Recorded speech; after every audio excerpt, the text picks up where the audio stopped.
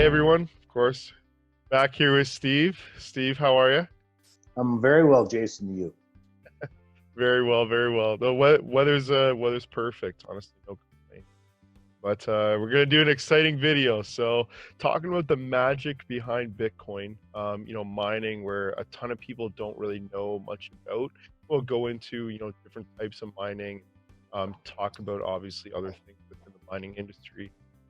It only makes sense to kick it off, and I'm sure you've been asked the question as many times or more than I've been asked the question.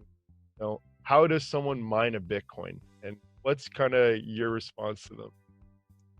Well, from the simple days of doing it on your own computer to today's world where generally it's a very, industrial process. It's the same process, which is, a network system that verifies transactions through a computational activity. So if that's not total English, English is that, your computer is acting like an accountant.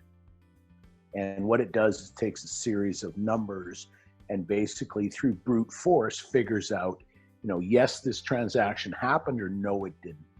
And really, just like gold, the way that the system is set up is the more the more dependence on energy.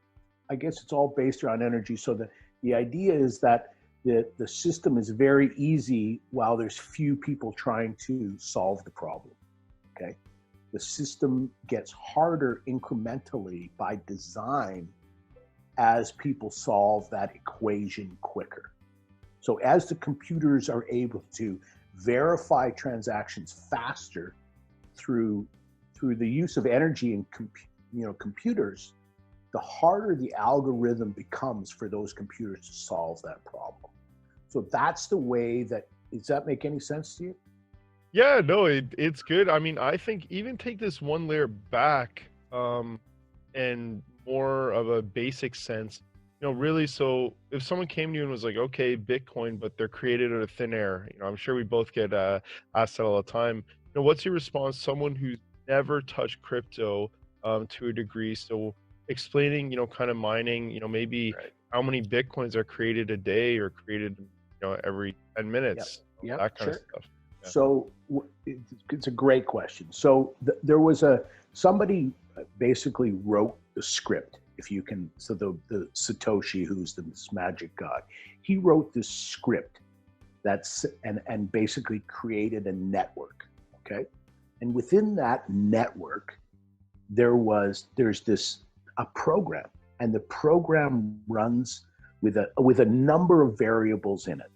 And when the program first came out, every 10 minutes, they released 50 Bitcoin into the world. Okay, so out went this algorithm, and basically it's a header, and it's a SHA-256 algorithm. So people have seen those. And what happens is the computers ran to solve that algorithm. Like they basically have to. It's like solving a mathematical equation. So when it started, you would literally have your computer and you'd say, I want it to run this script, and it's running to solve this problem. That was the simple days. 50 Bitcoin every 10 minutes.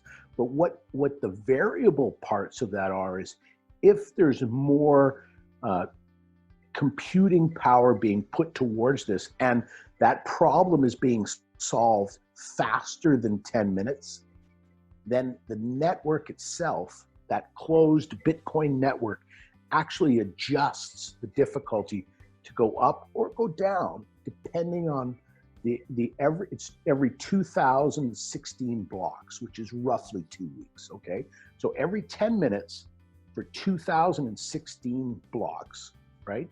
This algorithm goes out, these computers run, they solve a problem, and and then if you're the first one to solve that problem, if your computer or your pool, however you're doing it, are the first ones to solve it, it's like, hey, we solved the problem. The network checks it, says, yes, you were the first ones. Here's your reward. So maybe you get rewarded 50 Bitcoin at the first day. So 50 Bitcoin, which would be a pretty good payoff today. at $10,000 a coin, those are yours. Okay. And then as more and more people start to solve this problem, the problems get solved faster than 10 minutes. Okay. So then as they get faster than 10 minutes, the network says, oh, wait a minute, every 2016, it took 9 minutes to solve the problem. So we're raising the difficulty. And we're raising the difficulty, and we're raising difficulty. So that's what happened from the early days to today. You know, it's over, you know, it's 13 years later. This problem is being solved still faster and faster every day, because machines and technology are developing, and the speed of the computers focused on only solving this one problem. Like today, you don't use your computer, which is meant for many things.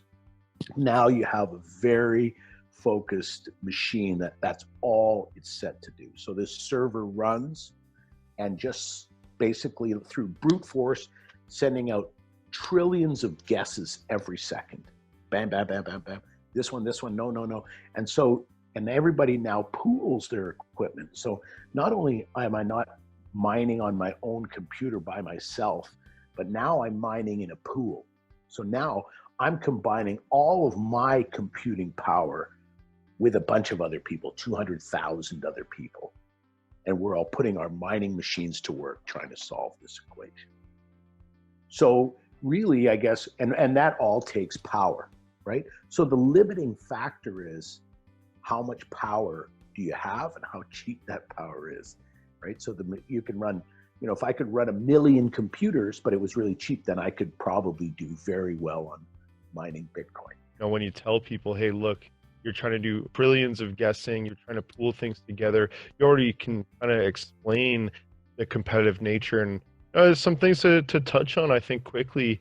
You know, right now there's 6.25 Bitcoin mined every 10 minutes. You know, on top of that, I think it's cool to tell people that if for some reason, you know, the problem gets too hard and it's taking more than 10 minutes, the difficulty can decrease. And I guess the other part that I missed that's really fundamental to all this is when the system and the network was designed, there was only ever going to be 21 million Bitcoin mined. Okay. So of that, over 18 million Bitcoin have been mined today. So the next 3 million, not quite 3 million coin, it's going to be ultra competitive to mine those coins. Now, the other way that miners make money is the verification of transactions. So, you know, this is actually what got me most interested in Bitcoin.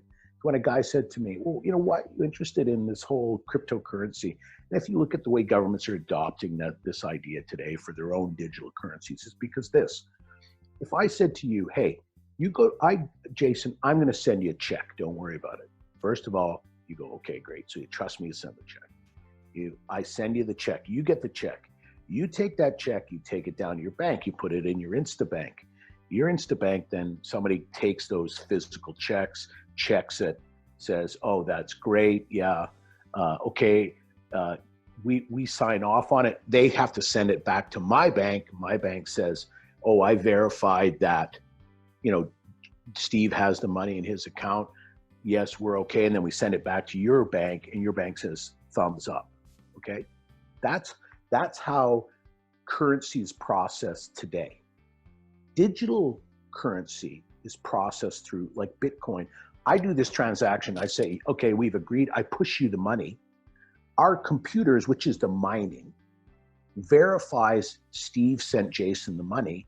And basically at the end of 10 minutes, that transaction is verified by thousands of machines worldwide. Thousands of different people and their machines say, yes, that transaction occurred, right? But all that, so that's the transaction. This is transaction side, and then the mining side of putting new coin into the market, right? So you've got people holding coin, you've got people transacting with coin, and you've got people mining coin. Okay, so you have those three elements. People just holding coin, they're just holding them in their wallets. So for the other average person that doesn't understand it, we mine, we are part of a reward system. So maybe we get rewarded once or twice a day. That goes into our wallet, right? And we're holding that coin. Now, it's very easy today on-ramp, off-ramps to take that and put it into any currency you want, which is why people start talking about, fraud and all, money laundering. But actually, for us as a public company, our transactions on the blockchain are the most transparent transactions you can do, because every single one of them is verified. So from an accounting and auditing perspective, people just go back and deal with that later, right? So mining is really clean. It's actually very transparent to people how we're earning our money.